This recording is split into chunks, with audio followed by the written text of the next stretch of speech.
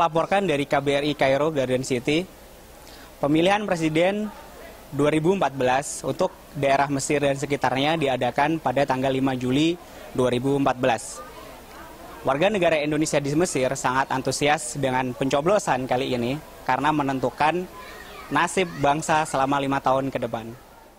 Sabtu kemarin, 5 Juli 2014, ribuan WNI yang berdomisili di Mesir memberikan hak suara mereka dalam pemilihan presiden. Pencoblosan Pilpres kali ini diadakan di halaman KBRI Kairo yang bertempat di kawasan Garden City.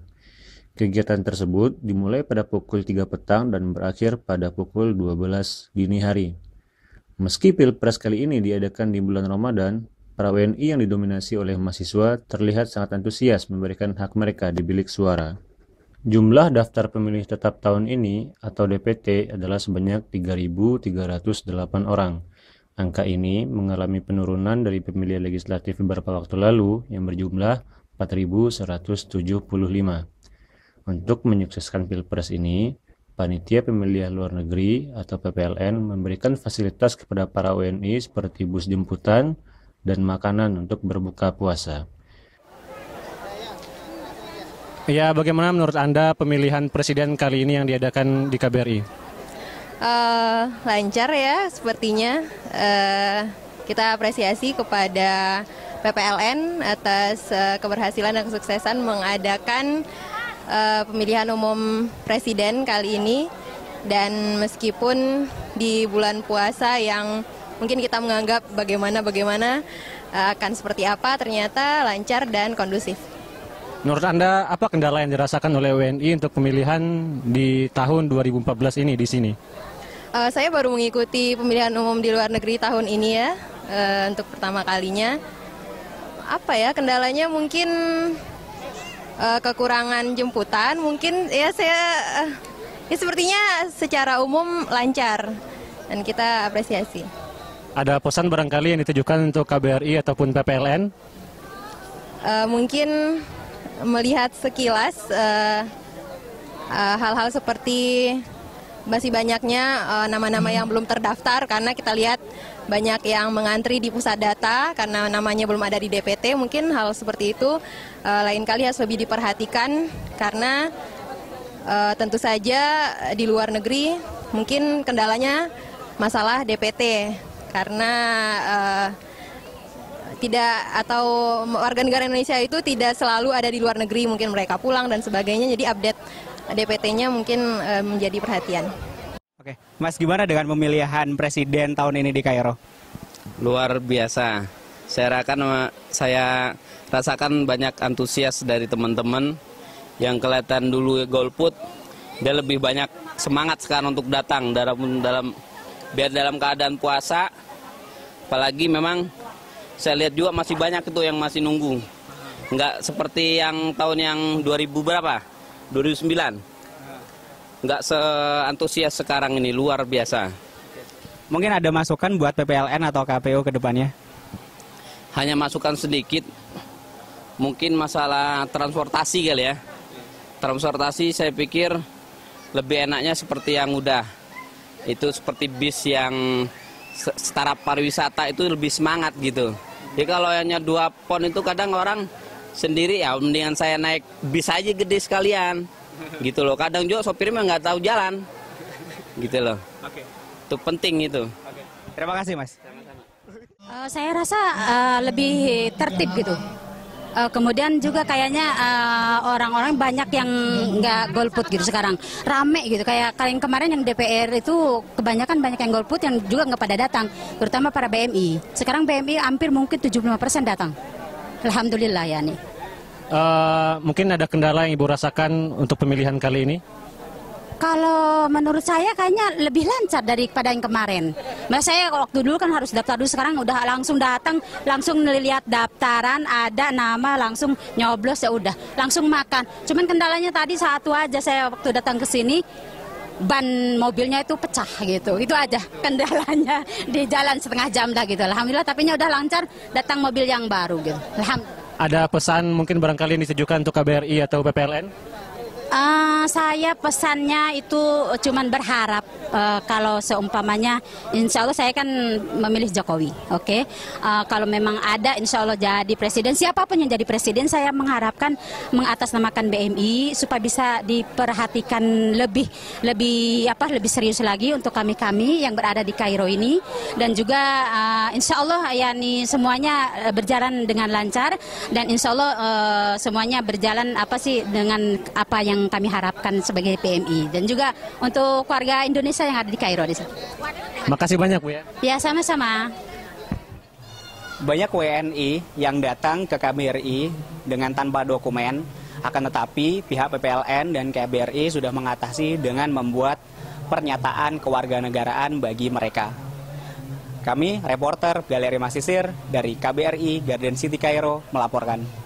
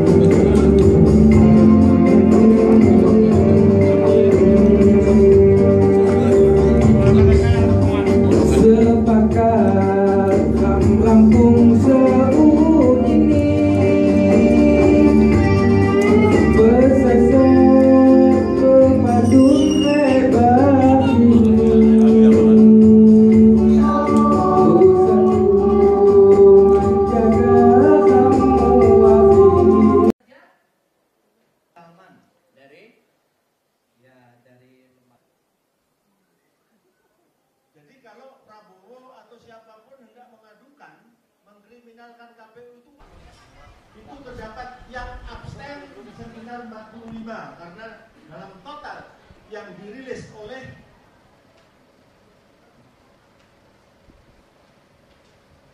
hasil dari, ini bukan quick count tapi semua sudah selesai. Inilah yang saya sebutkan sebagai apa yang dimaksudkan hasil dari kesaksian, rekapitulasi kesaksian TNI dan Polri. Yang tanggal 12 dinyatakan di Cikeas, dua-duanya menyetor berapa hasil yang sesungguhnya, maka nilai pasangan nomor 1 itu 54%. Dan tidak perlu saya sebut yang kedua. Tetapi di sini yang diperlukan adalah bagaimana data yang ada ini kemudian oleh polisi dan militer dikatakan ini bukan konsumsi publik, tapi kenapa disetorkan kepada yang paling berkuasa. Kemudian data yang ada jelas kalau di KPU tidak menjelaskan dari rekapitulasi itu berapa nilai orang yang golput, berapa partisipannya. Kalau dari lembaran yang dibuat ini berdasarkan hasil dari PPK, penghitungan yang paling rendah di tingkat kelurahan kecamatan itu menyebutkan secara rinci berapa partisipannya dan berapa yang rusak, berapa yang sah. KPU tidak mengeluarkan seperti ini. Kemudian media ada atau media sosial mengatakan 58 juta yang hilang, padahal tidak. Sekitar 10 jutaan lah yang raib yang diselewengkan oleh KPU.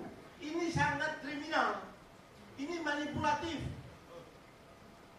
Jadi apa gunanya jika TNI dilibatkan juga Polri, tetapi saat penghitungan rekapitulasi ini dia abstain, mengatakan kami harus netral. Netral itu bukan itu maksudnya. Jika dia tidak punya legitimasi untuk terlibat, yang milih saja tidak boleh memfoto hasil, membawa kamera tidak boleh, membawa HP tidak boleh. Kok polisi tidak ada judulnya tentara juga, tidak ada landasan undang-undangnya dibolehkan KPU untuk memfoto hasil dari rekap di tingkat PPK tersebut. KPU-nya diam, Bawaslu-nya diam, DKPP pun diam. Maka kejahatan yang jelas, kalau saya melihat waktunya cuma 7 menit itu, maka saya nggak bisa menjelaskan ya. Ini harus diketahui semua. Dan itu signifikan untuk mengurangi atau menghilangkan angka perolehan salah satu pasangan.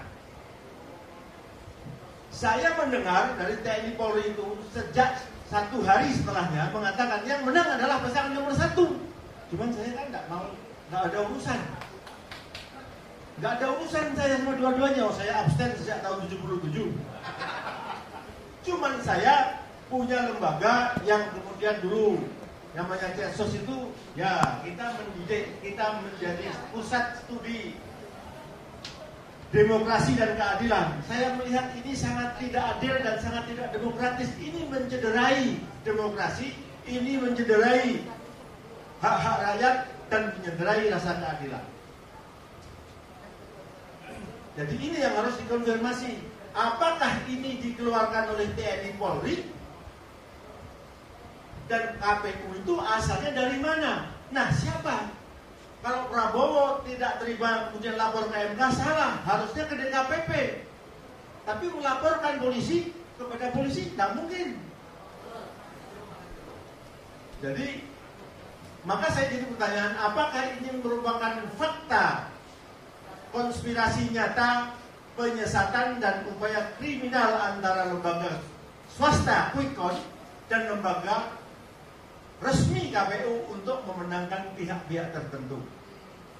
Peran TNI Polri yang melibatkan diri, saya katakan melibatkan diri itu undang-undangnya tidak ada sebenarnya. Tidak ada kewenangan Polri untuk ikut jadi penyelenggara pemilu.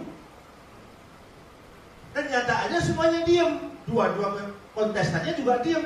Ini memang Apa maksudnya? Kalau keamanan bukan nyata, bukan foto. Dia foto dan disetorkan, dan ini jadi barang dagangan. Karena apa? Ketika KPU itu melakukan kecurangan, TNI dan Polri diam saja. Apakah karena tidak kita tegur, tidak kita ingatkan? Presidennya tidak mungkin dia ikut campur.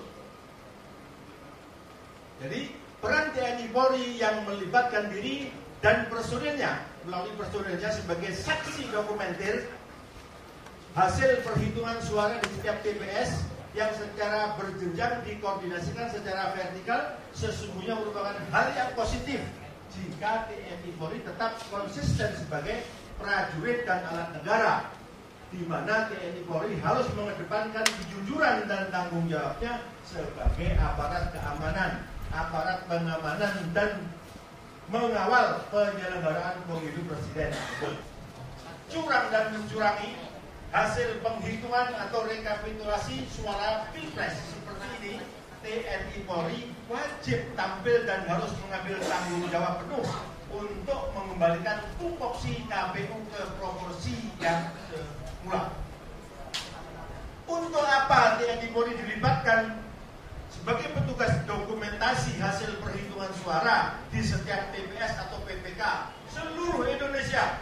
Jika dengan alasan menjaga netralitasnya, TNI Polri dan tidak mau berhadapan dengan alasan tidak mau berhadapan dengan rakyat, tetapi membiarkan kegaduhan dan kerusuhan antar rakyat.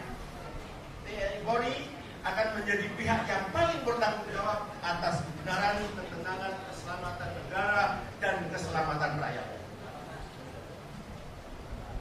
Itu satu hal. Pelaksanaan pilpres ini syarat dengan kejanggalan dan kesalahan. Kecurangan itu mendominasi. Sesuatu yang sebenarnya sangat vulgar ya. Semua orang mestinya demokrasi dan keadilan terkait dengan kepemimpinan ini. Saya tidak punya pretensi atau kecenderungan kepada salah satunya. Tidak, saya katakan sejak awal saya adalah orang yang golput. Tetapi bidang yang saya geluti adalah menulis dan meneliti persoalan intelijen. Karena ini ada operasi intelijen lah saya mau tidak mau untuk turun dan memberitahu kepada masyarakat. Ini adalah pola operasi intelijen. Operasi intelijen itu di mana pelibatan kepada institusi yang secara undang-undang tidak boleh. TNI dan Polri itu tidak punya kewenangan menjadi pelaksana atau penyelenggara pemilu. Walaupun hanya ditugaskan untuk menjadi dokumenter saja. Itu tidak ada undang-undangnya. Tetapi itulah yang kemudian kita tahu. Bagaimana kedua institusi ini tidak mungkin jika dia melakukan pengawasan atau pendokumentasian itu tidak ada yang memerintahkan. Tidak mungkin tidak ada yang menggunakan. Nah, maka dari itu ketika dua kontestan ini ribut saling mengklaim menang, dipanggillah itu ke CKS karena di sanalah yang tahu. Laporan itu ke sana, user daripada polisi dan tentara itu adalah presiden. Jadi di sini saya masih memandang bersangka baik kepada polisi dan tentara. Jika TNI Polri itu betul-betul netral, betul-betul patriotis, betul-betul prajurit sabta margais, dan masih punya kejujuran, dan betul-betul dia tegas sebagai penegak keamanan, maka dia harus mengeluarkan dokumentasi yang sudah diambilnya dan dilaporkan kepada usernya. Masyarakat juga tahu karena masyarakat itu user dari apa yang dikerjakan oleh TNI Polri. Karena kita tahu dokumen yang dikeluarkan dari tabulasi yang diproduk oleh KPU itu sangat lucu. Tidak menjelaskan berapa persentase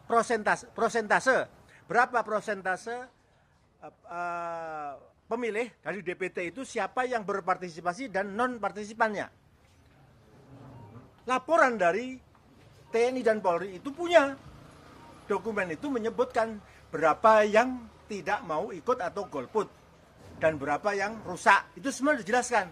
Tetapi kalau kita lihat tabulasi laporan dari KPU tidak menyebutkan hal itu. Inilah yang perlu. Disitulah ada kekurangan. Antara golput sama penghilangan 10% suara, inilah yang menjadikan ini jadi kacau. Maka saya perlu untuk menyampaikan hal ini bersama-sama dengan teman-teman yang tadi membahas soal itu. Tanggung jawab, saya tidak tahu tanggung jawab siapa untuk meminta Polri dan TNI Polri itu mengeluarkan kerjanya, hasil kerjanya itu. Jika itu sudah pernah dilaporkan kepada usernya, rakyat sebenarnya boleh. Tapi KPU kan tidak memerlukan hal ini karena akan bertabrakan dengan kebijakannya. Di mana kebijakannya yang selalu curang. Karena KPU bukan golongan malaikat, manusia biasa yang bisa disuap dan jual beli. Dugaan-dugaan yang seperti inilah yang seharusnya dilaporkan. Ini suatu mutilasi suara yang masif, sangat nyata sekali. Jika bertabrakan antara hasil PPK dengan tabulasi KPU, maka sesungguhnya selisih itulah yang disebut penggelapan yang harus dipolisikan. Pak, bicara 10% tadi Pak, yang dimanipulasi Pak, suara siapa yang dirugikan Pak? Ya yang kalah pasti. Yang kalah. Yang dikalahkan kan rencananya 1. Harusnya yang menang itu kan 1. Bukan 2. Hasil penghitungan sementara yang ada, yang dilaporkan oleh TNI Polri itu 1. Menang. Tapi kenapa diulur-ulur, dibikin sandiwara sedemikian rupa, sampai pada akhirnya semuanya menjadi berubah. Dalam laporan PPK itu jelas, suara sah berapa, rusak berapa, dan lain sebagainya. Sampai pada partisipasi tadi berapa. Yang golput berapa, yang dihilangkan berapa akan ketahuan. Tidak ada, harusnya tidak ada perbedaan di situ. Tetapi KPU bisa melakukan perbedaan yang sangat jauh. Tidak ada penjelasan dalam tabulasi atau rekap dari KPU yang ada. Silahkan diperiksa. Tanpa membandingkan antara dasar yang dimiliki oleh masyarakat dari bawah, laporan dari PPK, sumber dari PPK dengan hasil KPU, maka tidak akan ditemukan itu. Karena dari bawah akan disebutkan prosentase partisipannya berapa. Ada provinsi yang 75%, ada yang 90%, ada yang 60%. Itu bukan penghilangan suara, memang tidak ada golongan putih atau tidak melakukan pemilihan, penusukan. Nah, kalau pencurangan-pencurangan yang lain itu terkait dengan penggelembungan, itu ada penyelenggara pencoblosan atau di PPS yang melarang orang tidak memiliki form A5. Ada yang boleh dan tidak boleh. Dan ini yang jadi permasalahan. KPU tidak jelas antara pusat sama daerah. Dan Bawaslu diam saja. Ini mestinya konsumsi DKPP untuk melaporkannya. Tapi kita nggak tahu. Masalahnya peserta pemilunya yang tidak mengerti dan mau ngakal-ngakalin urusan ini sendiri.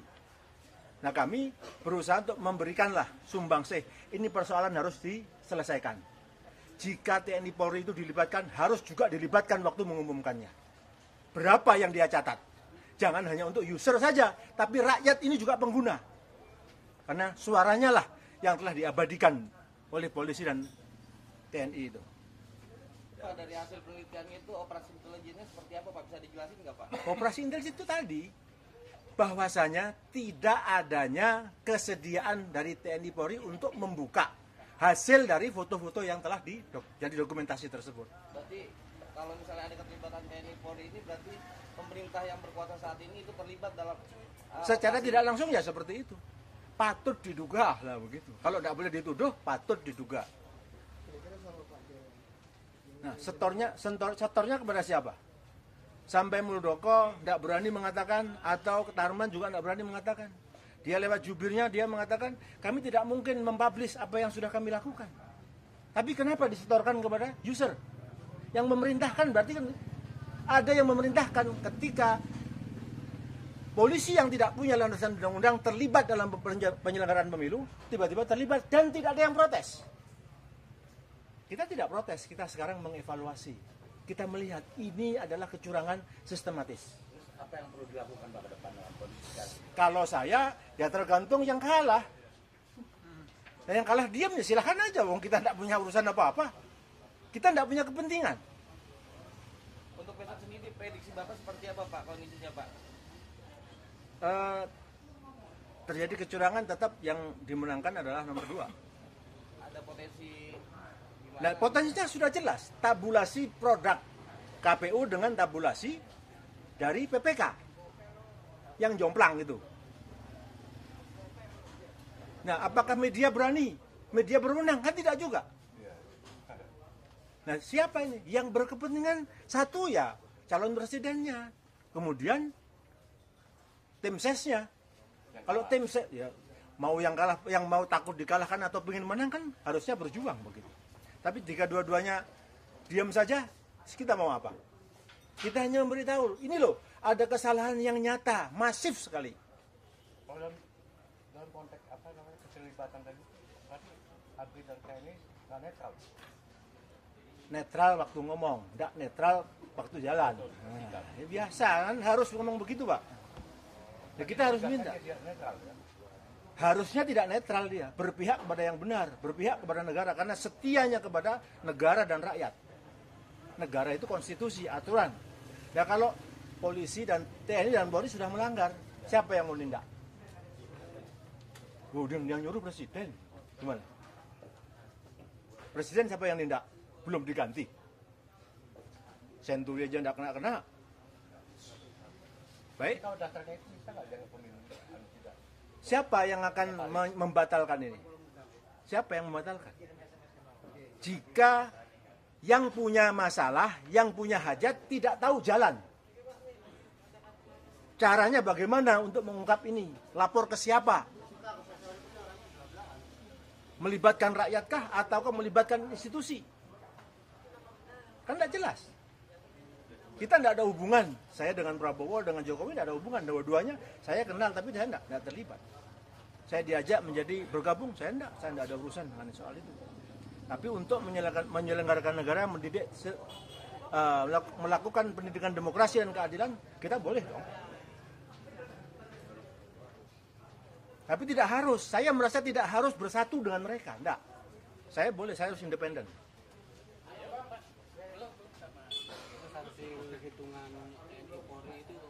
Harus keluar harusnya. Jika tadi dikatakan user boleh melihat, harusnya rakyat pun boleh melihat. Jika KPU tidak mau meminta, jangan kemudian tidak mau memberikan. Jika tahu KPU melanggar, nih kami punya bukti, mestinya begitu. Itu namanya netral dia. Berpihak pada negara dan rakyat. Bukan pada partai yang kalah, bukan. Nah, cuman adakah di antara bangsa ini yang masih sehat? Nah, tinggal gitu saja.